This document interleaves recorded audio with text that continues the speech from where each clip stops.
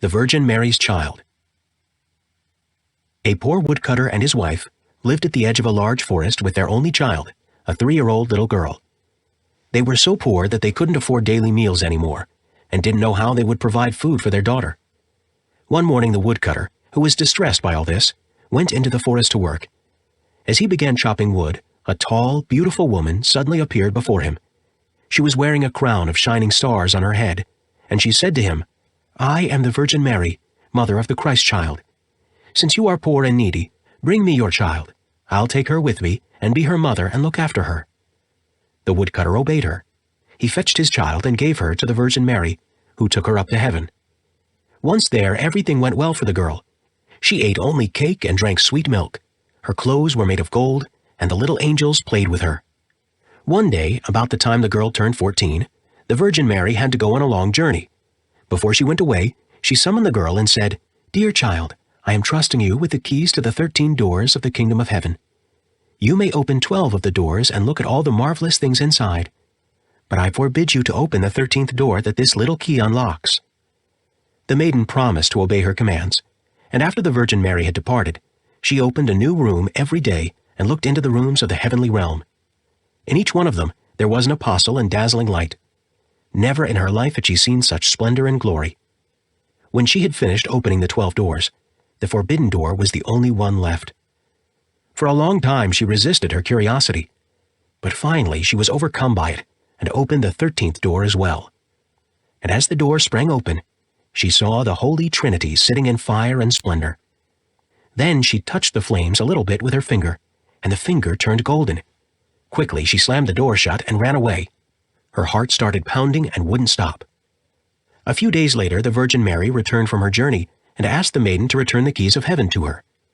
When the girl handed her the bunch of keys, the Virgin looked into her eyes and said, "Didn't you also open the 13th door?" "No," she answered. Then the Virgin Mary put her hand on the maiden's heart and could feel it pounding and pounding. Now she knew the girl had disobeyed her command and opened the door. Once again she asked, "Are you sure you didn't open the door?" "I'm sure." The maiden denied doing it for a second time. When the Virgin Mary glanced at the finger that had become golden from touching the heavenly fire, she knew the maiden was guilty and said, "You've disobeyed me and lied. You're no longer worthy to stay in heaven." All at once the girl sank into a deep sleep, and when she awoke, she was lying on the earth beneath a tall tree, surrounded by thick bushes, so that she was completely encircled. Her mouth was also locked, so that she couldn't utter one word. Since the tree was hollow, she could sit inside during the rain and storms, and it was also where she slept. Roots and wild berries were her only food, and she went out looking for them as far as she could walk. In the autumn she gathered roots and leaves and carried them into the hollow tree. When snow and ice came, she sat inside the tree. Before long her clothes became tattered, and one piece after the other fell off her body. So she sat there completely covered by leaves. As soon as the sun began to shine again, she went out and sat in front of the tree. Her long hair covered her on all sides like a cloak. One day during springtime, she was sitting in front of the tree when someone forced his way through the bushes. It was the king, who had been hunting in the forest and had lost his way, and he was amazed to find such a beautiful maiden sitting alone in this desolate spot. So he asked her whether she would like to come with him to his castle. However, she couldn't answer. Instead, she merely nodded a little with her head. Then the king lifted her up onto his horse and brought her to the castle. Soon he became so fond of her that he made her his wife. After a year had passed, the queen gave birth to a beautiful son. During the night, however, the Virgin Mary appeared before her and said, "If you'll tell me the truth and say that you unlocked the forbidden door, I'll give you back the power of speech, without which you really can't enjoy life. If you are stubborn and won't confess, I shall take your baby away with me." But the queen remained stubborn and denied that she had opened the forbidden door. So the Virgin Mary took the little child and disappeared with him. The next morning, when the baby was no longer there, a rumor began circulating among the people that the queen was an ogress and had eaten her own child. Then another year passed, and the queen gave birth to another son. Once more the Virgin Mary appeared before her and asked her to tell the truth, otherwise she would lose the second child. But the queen persisted in denying that she had opened the forbidden door. So the Virgin Mary took the child away with her. The next morning, when this baby was also missing, The king's counselors said openly that the queen was an ogress, and they demanded that she be executed for her godless deeds. However, the king ordered them to keep quiet and refused to believe them because he loved his wife so much.